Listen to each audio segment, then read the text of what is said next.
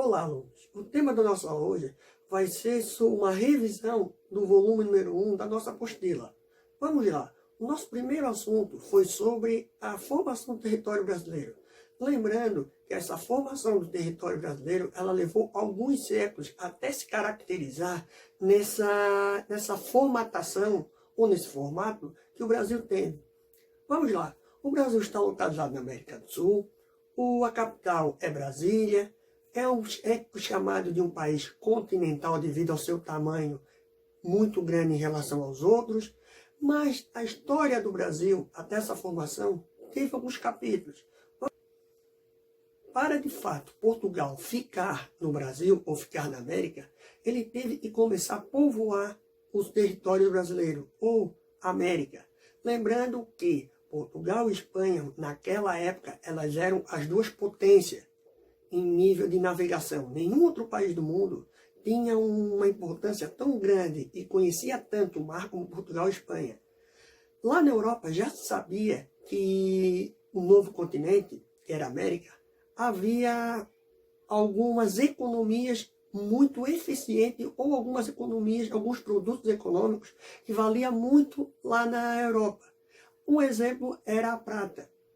Sabe-se que Portugal e Espanha começam a fazer um duelo para ver quem ficava com as partes da América onde tinha a prata, que nesse momento histórico valia mais do que o ouro. Portugal começa a saber que a parte da Espanha, onde ficou demarcado o Tratado de Tordesilhas, tinha mais prata. Então ele começa a invadir a área, ou aquela parte, que era da Espanha. Mas vamos lá. Portugal, ele teve três principais economias para se fixar no Brasil. Primeiro, o pau-brasil. Segundo, a cana-de-açúcar. E o terceiro, os minérios. Vamos lá. Pau-brasil, localizado principalmente no litoral do Brasil, onde levava-se para a Europa, onde era extraída a madeira e também para fazer tinta. Segundo, cana-de-açúcar. Portugal já sabia trabalhar com a cana-de-açúcar porque tinha algumas colônias na África. E como o clima e o solo era muito parecido, eles resolveram implantar aqui no Brasil também. E deu certo. E terceiro foi encontrar os minérios, principalmente o ouro, naquela região entre Minas Gerais e São Paulo. Lembrando que tudo que é exportado, explorado aqui no Brasil, era levado para a metrópole. E na metrópole que se tinha o valor real daquilo tudo que se tinha. Nós também trabalhamos sobre os bandeirantes. Afinal, quem eram os bandeirantes? Bandeirantes eram expedições que saíam da capital, ou das capitais, principalmente São Paulo, em direção ao interior para capturar os indígenas e os escravos. Por quê? Porque no primeiro momento pegaram os indígenas e os escravos para trabalhar, principalmente para os portugueses. E quando viram que não estava dando mais certo, eles começaram a trazer os imigrantes. Os imigrantes, eles vão chegar no Brasil uns 2 ou 3 séculos após, tá? Os africanos e os indígenas.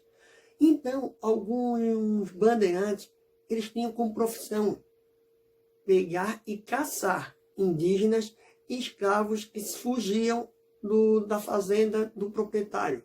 Lembrando que muitos dos bandeirantes, alguns falam que ele teve uma história muito cruel e outros que teve uma história muito importante nesse cenário do Brasil. Por quê?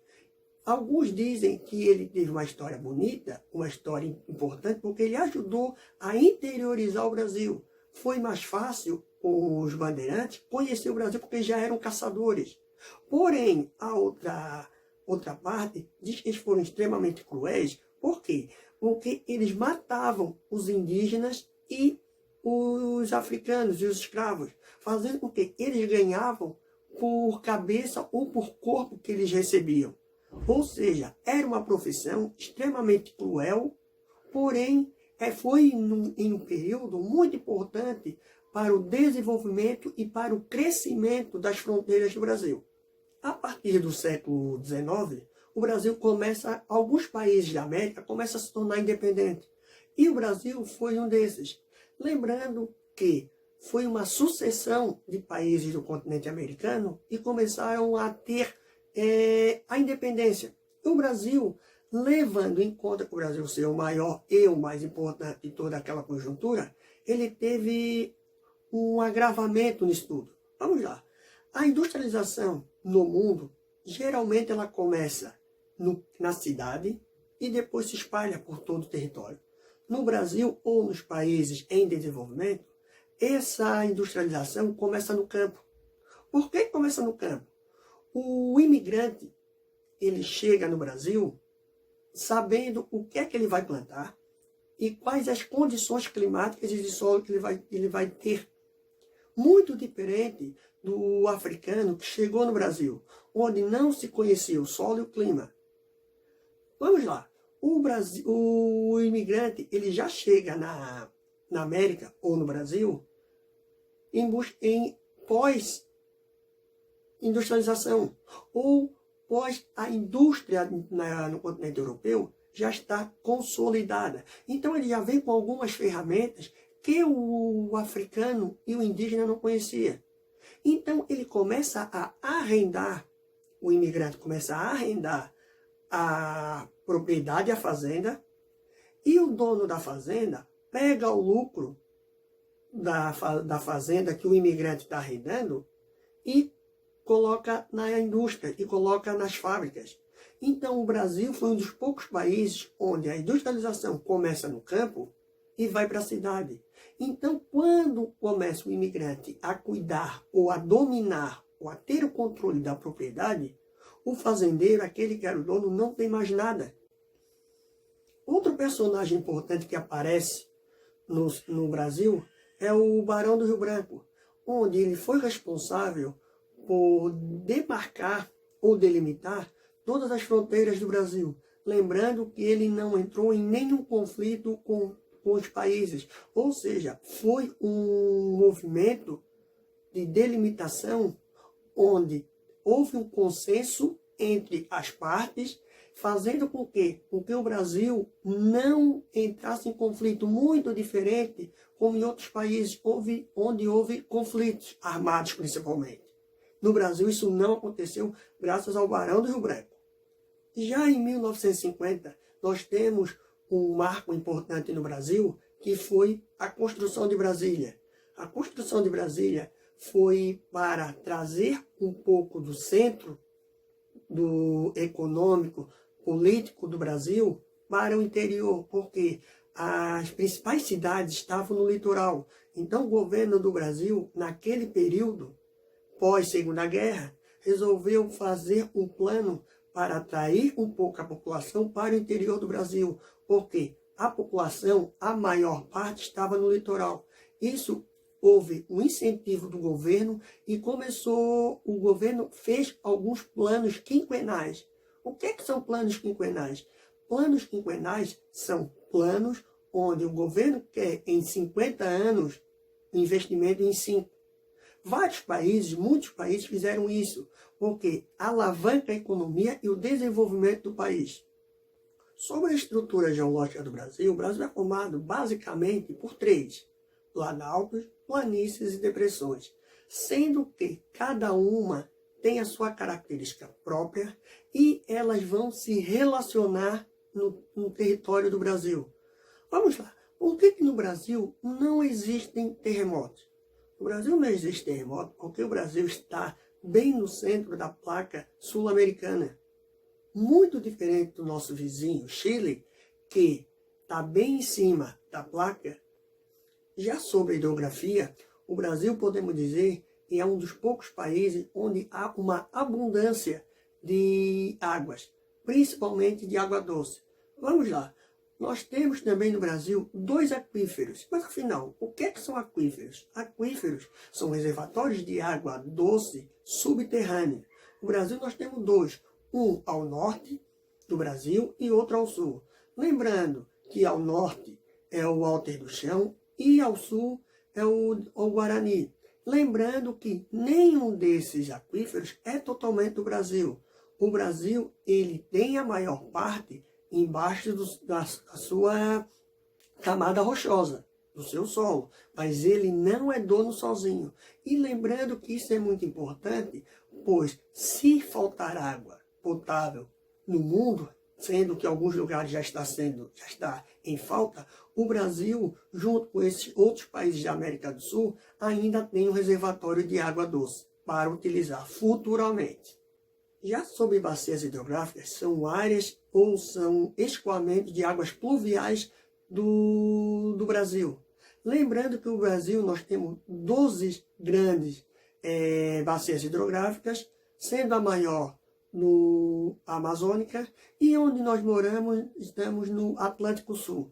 Lembrando também que cada bacia é formada por vários afluentes de rios, e nós temos sempre um rio principal. E no nosso estado, o principal rio é o rio Itajaí-Açu, onde tem a maior concentração de escoamento de água aqui, e sem contar também a importância econômica para toda aquela região. Já sobre os fatores que vão influenciar o clima no Brasil, nós temos alguns fatores: a maritimidade e a continentalidade, nós temos as latitudes, nós temos o relevo, e nós temos como isso tudo vai ter uma conjuntura única. Lembrando que cada lugar tem uma característica própria. Por isso que no Brasil e no mundo nós não temos o mesmo clima e o mesmo relevo, porque cada um vai ter uma importância, ou vai ter uma influência a mais de um desses fatores.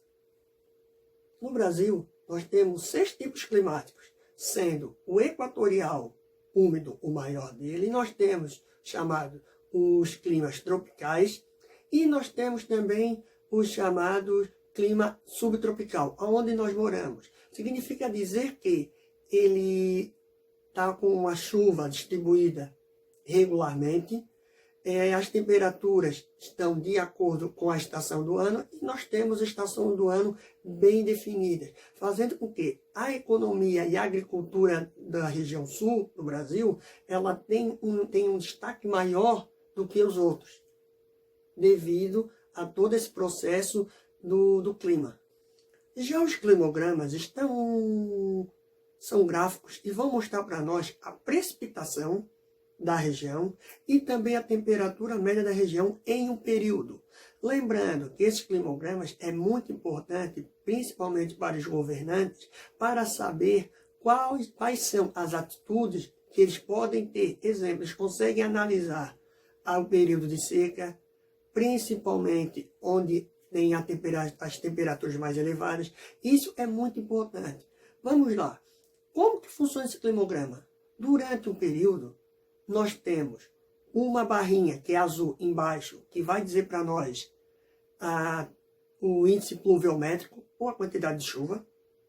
E vai ter outra, geralmente vermelho, de acordo com vocês quiserem, e normalmente é mais encontrada de cor vermelha em destaque, que vai dizer a média da temperatura daquele período. Então, nós vamos conseguir descobrir por que alguns períodos chove mais em um lugar do que outro. E os climas morfoclimáticos do Brasil, nós temos 7. Mas, afinal, o que são esses climas morfoclimáticos? É o solo, o relevo e o clima.